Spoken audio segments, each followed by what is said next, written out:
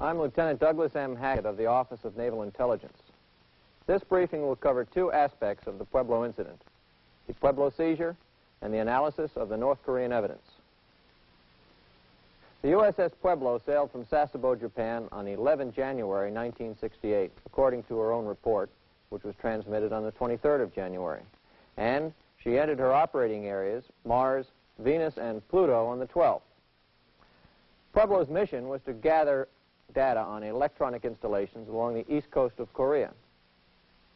As is clear from her sailing order, the Pueblo had specific instructions that while carrying out her task, her closest point of approach was to be not nearer than 13 nautical miles from the North Korean landmass or offshore islands.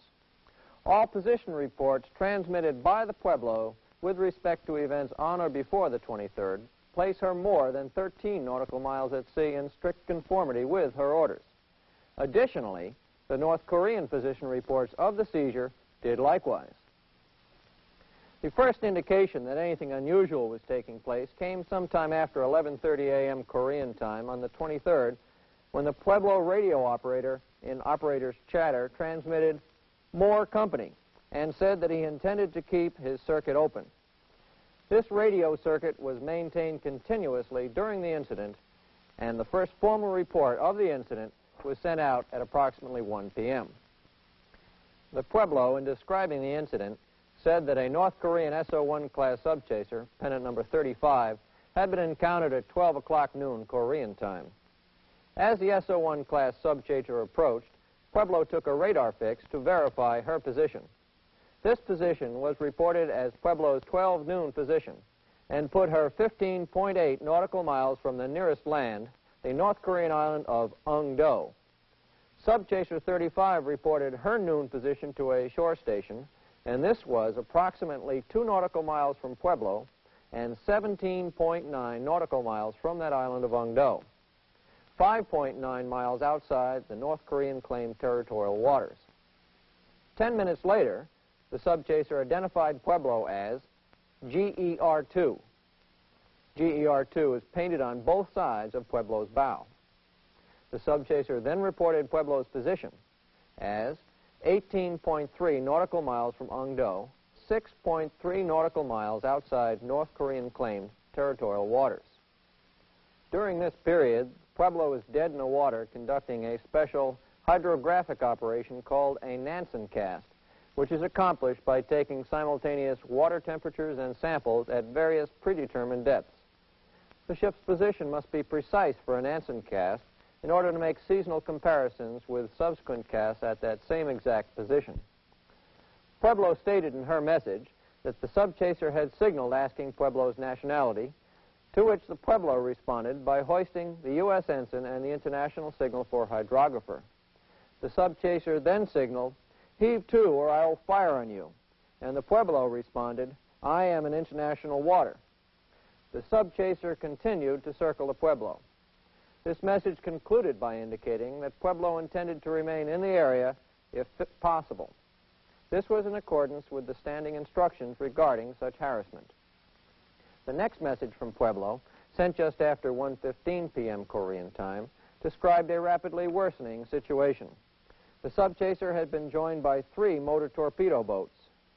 Several MiG aircraft had appeared overhead, and one of the North Korean units signaled, "Follow in my wake," and one was backing toward the Pueblo with an armed boarding party.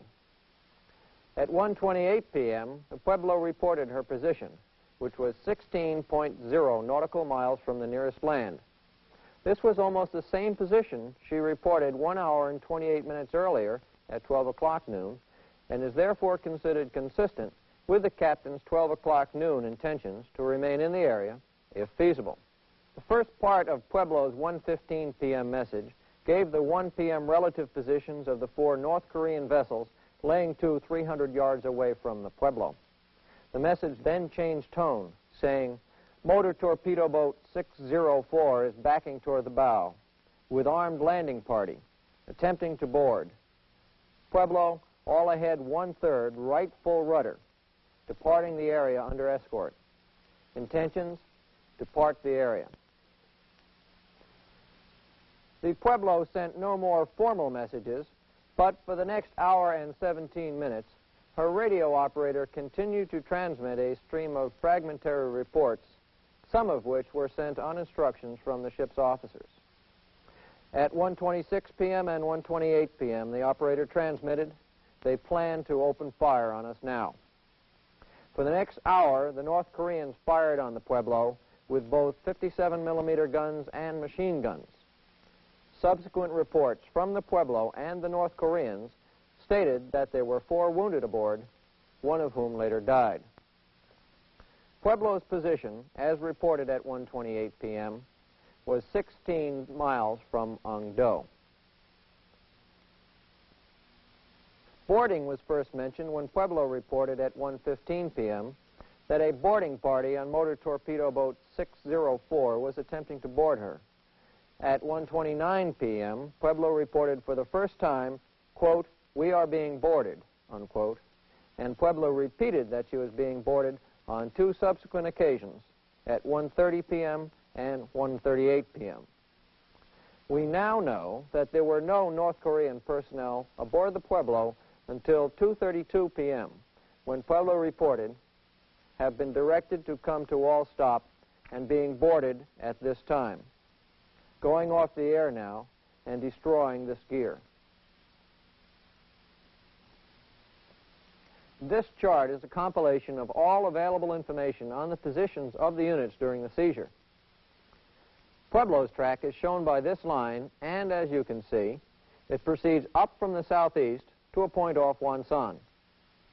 The reported positions of the Pueblo are shown, and it should be noted that at no time does this track indicate that Pueblo entered North Korean claimed territorial waters.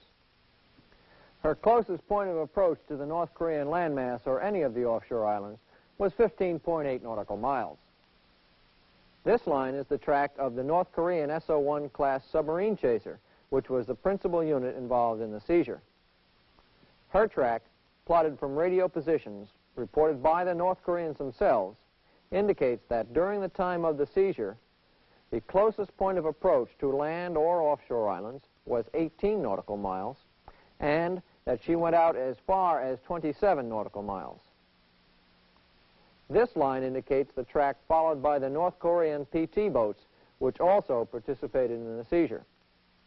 It should be noted that their track for the period of time during which the seizure took place shows that they, too, were outside the 12 nautical mile line, which indicates the limits of North Korean claimed territorial waters. Note the position report given by Pueblo at noon local time and that given by the SO-1 class submarine chaser at that same time. Both positions are well outside the 12-mile line. Pueblo was boarded and seized by the North Koreans at 14:32 Korean local time. This places the Pueblo and the North Korean units at this position on the chart. Pueblo was then escorted into Wonsan Harbor by the North Korean units along this line as shown. It should be noted that Pueblo did not actually enter into North Korean claimed territorial waters until approximately 15:35, almost an hour after she was boarded and seized. Pueblo did not pass a beam of the North Korean alleged capture point until approximately 1600 local time, an hour and a half after she was seized. Thus, it is perfectly clear that the North Korean allegation that Pueblo was captured in North Korean claimed territorial waters is a complete fabrication. Their own messages show that the Pueblo was seized in international waters over 18 nautical miles from the nearest land and 6 miles outside of their claimed territorial limit. After broadcasting the initial confessions, the North Koreans produced additional material alleged to be, quote, documentary proof, unquote, of their key charge that Pueblo had repeatedly intruded closer than 12 nautical miles to the North Korean territory. This portion of the briefing will address this evidence as presented by the North Koreans as supposed documentary proof that these alleged intrusions took place. Among the materials first provided by the North Koreans in an attempt to prove their allegations were 4 photographs of navigational material. 2 of these photographs were slightly different versions of a large-scale nautical chart. One of these is fuzzy and of poor quality since it was a wire photo. The other is of much better quality, so much better that we were able to enlarge it and read the alleged Pueblo positions. Also provided was a photograph of portions of pages of what looks like the ship's position log and a photograph of some documents arrayed on a dark background. This evidence will be treated individually and collectively to refute the North Korean allegations. This photograph is supposed to be, quote, part of the ship's position log, directly recorded by Mr. Murphy, the executive officer and navigator, and his assistants, unquote. It's actually a photograph of several superimposed photographs, rather than a direct photograph of the original document. And close examination of the entries indicates that some of them have been altered and forged. This piece of evidence produced by the North Koreans is a composite array of documents alleged to be true documents captured on the Pueblo. That these documents are also fabrications can easily be shown by examination of them. For example, as shown by the arrows, the visual contact log contains entries which would require Pueblo to travel at 25.2 knots.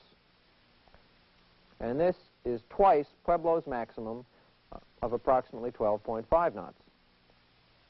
Another pair of entries would require 63 knots. Another entry indicated by these arrows shows two positions 500 miles apart with only 12 minutes difference in time. This would require a speed of 2,500 knots for the Pueblo. Furthermore, one of these positions is actually 6 miles inland on the island of Kyushu, Japan. There are also two identical positions shown here, which, when plotted, show Pueblo to be 32 miles inland in North Korea. The North Koreans first alleged that Pueblo intruded into their claimed territorial waters at 6 points. The sixth is the point at which they say that they captured her. Examination of a photograph of the track chart provided by North Korea reveals that it is intended to represent an official navigational record of the track followed by the Pueblo during the course of her mission. Careful scrutiny of the photograph of the track chart reveals that this chart is not an authentic ship's record captured intact from the Pueblo, but a document manufactured after Pueblo's seizure using a blank U.S. Hydrographic Office chart. This conclusion is based on the following reasons. A chart of this scale, covering such a large area, would not be used for navigation. A track chart such as this would be plotted only on a chart of this scale to represent a graphic overall history of the Pueblo's mission and would usually be prepared after completion of the patrol. It would not contain a time for each position or course change, but would give a date and time for only the first position of each new day. At the bottom right-hand corner of the track chart, it says, drawn by Edward Renz Murphy, Jr., Executive Officer, Navigator, and confirmed by Lloyd Bucher, Commander, USN, Captain, USS Pueblo, AGER-2. A U.S. Navy track chart would not be signed by the navigator and the captain, but would be prepared by the quartermaster, approved by the navigator, and submitted to the commanding officer for inclusion in the mission report, which is the only document which would be signed by the commanding officer. Furthermore, a U.S. Navy navigation document would never contain the phrase drawn by, but would say plotted by. The phrase confirmed by is likewise not a normal term for inclusion in a U.S. Navy navigation document. Approved by would be the proper phraseology. Pueblo's position at 0600 Zulu on the 22nd was reported to U.S. authorities by message and would have placed her in this position. This position would have been plotted in order to be reported, yet it does not appear on the North Korean version of the track chart. The 0300 Zulu and 0428 Zulu positions on the 23rd are also missing. The positions are within 2/10 of a mile of each other and definitely would have been plotted because the ship was making a Nansen cast and had exchanged signals with the SO-1 class submarine chaser at the 0300 position. The 0428 position was reported in a message that also included a statement that the North Korean vessels planned to open fire, and this location would have been plotted for inclusion in the patrol report. A number of gross navigational errors appear in this track chart, which further indicates that if it was valid, it could not have been prepared by a U.S. Navy navigator or quartermaster or any person trained in even the rudiments of U.S. Navy navigation techniques. For example, the distance between these points, 0207 Zulu and 0257 Zulu on the 12th, is approximately 25 nautical miles. The track indicates that this distance was traveled in 50 minutes. A speed of approximately 30 knots would be required to cover this distance in that time, but the maximum speed of Pueblo is only 12.5 knots. The distance between these points is approximately 22.3 nautical miles. Assuming that Pueblo traveled the shortest possible distance in the area obscured by the black arrow, the necessary speed to travel this course in the indicated situation is 19 knots, again higher than Pueblo's maximum. This leg of the track is 5 nautical miles long, yet was allegedly traveled in 15 minutes, which would require a speed of 20 knots. Another time-distance discrepancy would have Pueblo travel 17 nautical miles in 35 minutes. This would require a speed of 29.1 knots.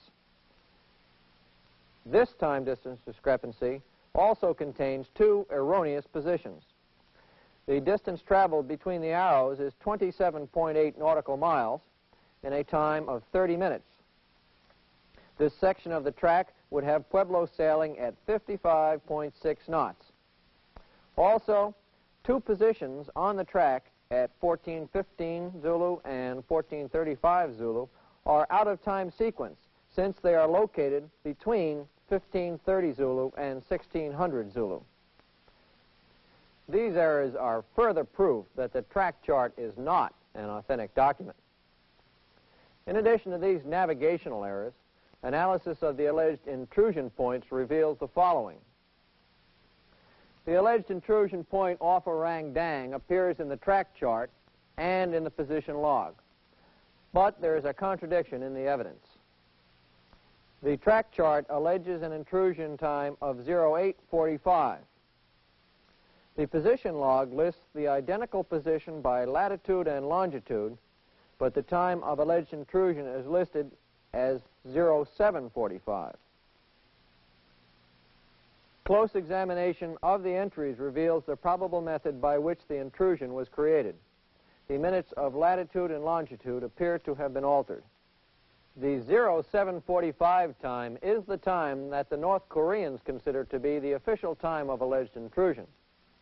It is repeated in several additional propaganda releases and was changed to agree with other evidence on a new version of the track chart, which was released as part of a propaganda film after the first version of the track chart was published. This photograph was obtained from a frame of that film. The forged log entries do appear to create an intrusion, but the North Koreans failed to detect 2 inherent errors in the alleged intrusion.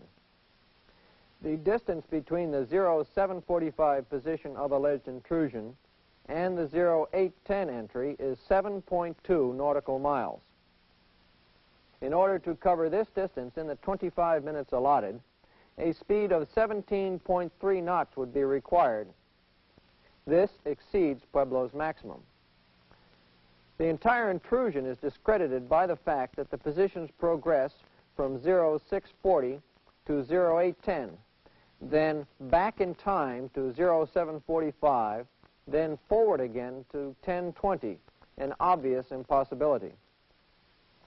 This is the position and track of Pueblo as we estimate that it actually was. This track is consistent with the general direction in which the ship was traveling and the speed which she was making. The alleged intrusions near Songjin are also proven to be false by contradictions in the evidence which has been provided by the North Koreans themselves. These positions are plotted on the track chart in such a way that adjacent positions cannot be read because the black accusatory arrow covers them.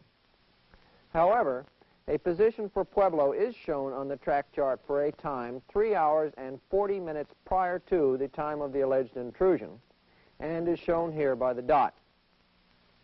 This position is 67 nautical miles away from the alleged intrusion position and would require a speed of at least 18.3 knots.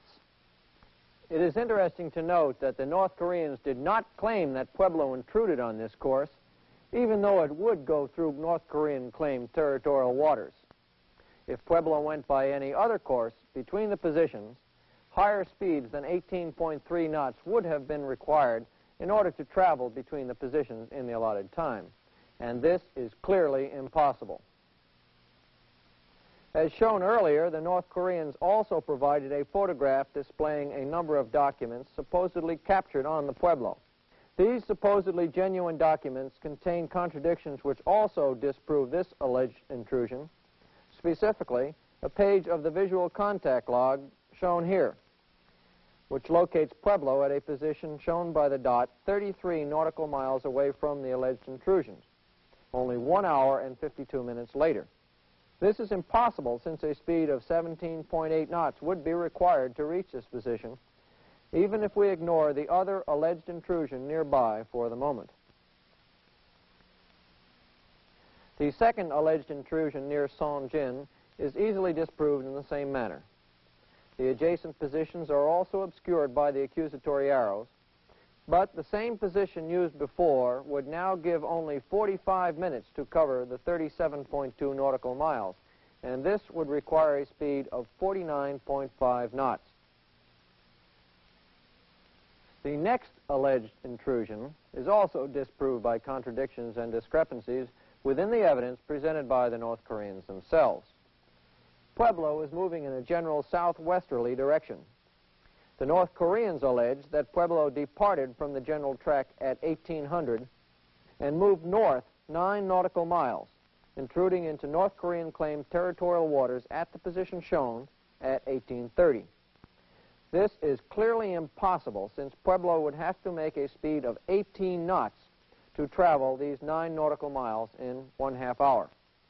The North Koreans then alleged that Pueblo traveled along this line to the 1905 position shown on the chart, another physical impossibility since a speed of 26.5 knots would be required to travel the 15.5 nautical miles in the allotted 35 minutes. As shown once before in the alleged intrusion near Orang Dan, altered entries in the position log seem to be the source of this alleged intrusion. The entry for the minutes of latitude appear to have been altered, but once again the position change creates a time-distance discrepancy requiring speeds which Pueblo is not capable of making. The alleged intrusion off Wonsan is the position at which the North Koreans claim that they captured the Pueblo. I have already shown that this allegation is an outright lie. The entire track chart has been proven to be a fabrication and cannot be accepted as evidence of intrusion. Moreover, Pueblo's position reports place her well outside the claimed territorial limits of North Korea, and the North Korean units participating in the seizure gave position reports which placed them approximately 6 miles outside the claimed territorial limits at the time of the seizure.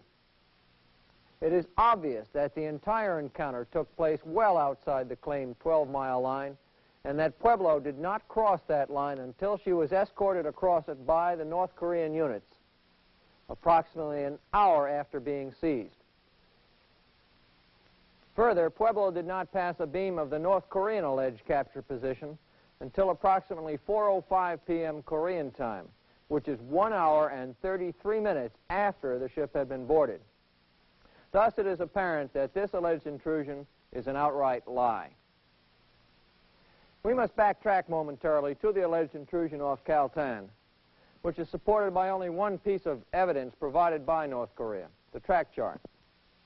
The North Koreans did not provide any other pieces of supporting evidence to corroborate this charge of alleged intrusion. The track chart is a fabrication and is false, as I have just shown, and therefore cannot be accepted as valid proof of intrusion. In addition to the previously considered evidence, the North Koreans have produced a 4-volume series of pamphlets and 4 short movies which are merely repetitions of the accusations, confessions, and claims previously made. Analysis of the track chart shown in the motion picture reveals further variations in the evidence as presented by the North Koreans. This version of the track chart is changed with over 46 variations and discrepancies between it and the track chart originally presented to the world as evidence. Most of these variations are relatively minor, but some, such as the change in the time of alleged intrusion near Orang Dan, are major and further proof that the evidence presented by the North Koreans is false. On the 12th of September 1968, the North Koreans held a press conference in Pyongyang. At this press conference, the standard confessions were repeated by the crew, but there was an increase in the ante. Instead of the 6 alleged intrusions originally charged in January 1968 as the only intrusion, the North Koreans now claim that Pueblo intruded 17 times. The only documentary evidence which the North Koreans produced to support these additional 11 entirely new intrusions was a photograph of obviously unauthentic charts, similar to those charts which I have just analyzed and proven to be fabrications and false. It is interesting that a high-quality photograph of this chart has not been made available more than a year after the seizure, nor has any further corroborating evidence been made available. The very fact that the additional 11 alleged intrusions were not even mentioned until some 9 months after the seizure only serves to further indicate that the alleged intrusions are completely false. In conclusion, the North Koreans charge that the USS Pueblo committed penetrations and intrusions into what they claim as territorial waters.